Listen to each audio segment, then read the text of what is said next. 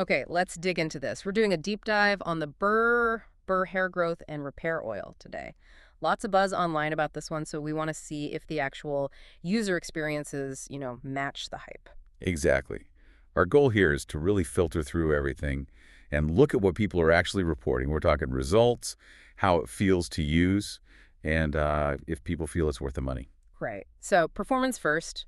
What are the main positive things people are saying? Does it, work? Well, the positive feedback is pretty strong. Hmm. People definitely mention seeing new growth, like baby hairs, and also more shine, noticeably smoother hair, and yeah, less frizz seems to be a common theme. Okay, and I saw something interesting about low porosity hair. That seems like a big deal. Oh, absolutely. That's a huge win because low porosity hair, its structure makes it really resistant to absorbing products. It's got that tight cuticle layer. Right. Things just sit on top sometimes. Exactly. So when users with that hair type say this oil actually works, that it penetrates, it suggests, it's formulated to really get in there.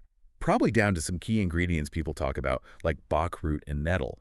They're often linked to stimulating follicles. Got it. So there's a clear connection there between what's in it and the results people are seeing.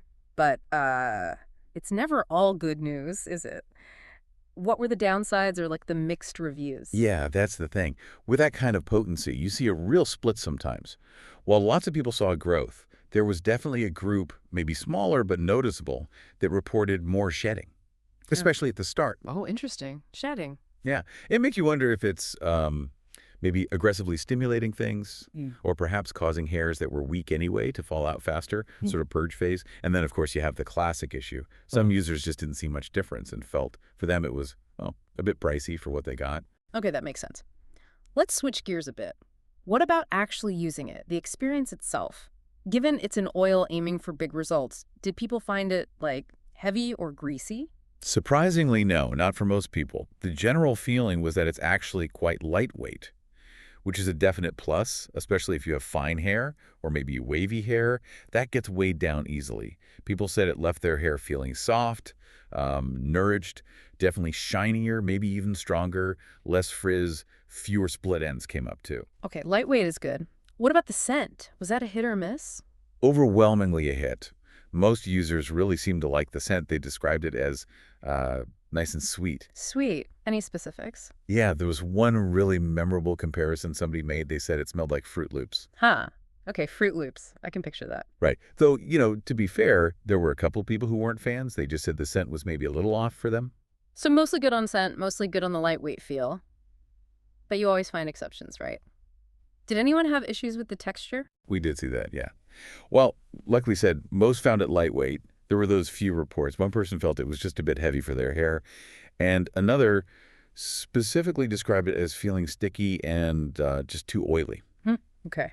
It really highlights how much individual hair type and probably how much products you use plays a role in that texture experience. Benefit for one, maybe a drawback for another. Right, right. So wrapping this up then, if we had to give an overall verdict based on what users are saying, it sounds like the Bur oil generally gets a thumbs up, especially for making hair feel softer, look shinier, healthier overall. And people seem to like that it leans on those natural ingredients like the bach root we mentioned, and it has vitamin C too. Yeah, I think if we boil it down for you, the listener, it seems to work really well for a lot of people, particularly if you have that low porosity hair and you're looking for shine and manageability.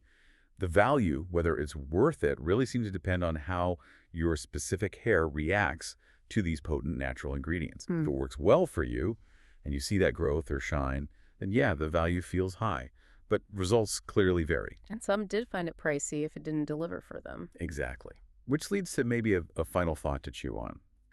When you see such a wide range of outcomes from, exciting new baby hairs for some to increased shedding, even if temporary for others, what does that variability really tell us about maybe the need to be cautious, about balancing powerful natural ingredients with your own unique hair biology, perhaps even patch testing before fully committing to something new and potentially expensive? Just something to think about.